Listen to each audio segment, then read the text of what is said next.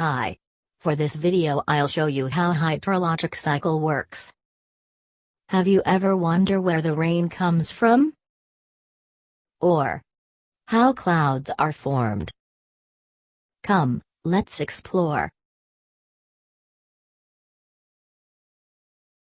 Hydrologic cycle.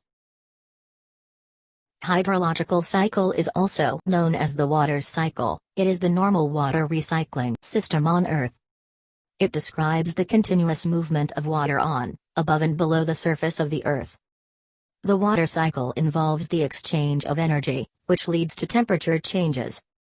Many processes work together to keep Earth's water moving in a cycle. It can be studied by starting at any of the following processes: evaporation, condensation, precipitation, runoff, infiltration, and transpiration. Evaporation. Water on the surface of rivers, lakes, and oceans heats up and becomes vapor, or steam, which goes into the air. Condensation. Water vapor in the air cools down and changes back into liquids, forming clouds. Precipitation. Condensed water vapor that falls to the Earth's surface such as rain, snow, and hail. Runoff. Water from rain or melted snow moves across to land, running into lakes and oceans. Infiltration. Water flows from the surface into the ground and becomes soil moisture or groundwater.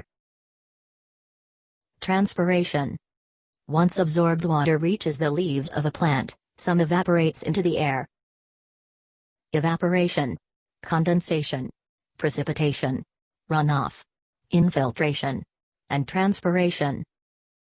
And that is how the hydrologic cycle or water cycle works. Now let's talk about water balance. Water balance is used to describe the flow of water in and out of a system. Whereas the total amount of inflow, subtracted to the total amount of outflow is equal to the change in storage, or delta S, over a given time period, or delta T. Let us identify the various inflows and outflows in a given system. In a system, there is precipitation, evaporation, surface flow in, surface flow out, groundwater in, and groundwater out. Applying them to our formula, the inflows are precipitation, surface flow in, and groundwater in. The outflows are evaporation, surface flow out, and groundwater out. Here, we have a sample problem, where the given are a pond with an area of 300 acres, and in a month, the total inflow is 15 cubic feet per second, the outflow is 13 cubic feet per second, the change in storage is 16 acre-feet, precipitation is 1.3 inch. In this problem, we have to find the amount of evaporation in that given month. To solve this problem, we have to assume that the surface flow and groundwater flow are not significant. So, before we start, we must first convert all variables to inches. The inflow, which is 15 cubic feet per second, will be converted to a month, which will then be converted to days, then hours, then seconds. Next we would have to divide it by the area of the pond, which is 300 acres, which will then be converted to feet squared. We then get 2.475 feet, which is equivalent to 35.70 inches. The same formula will be used on the outflow.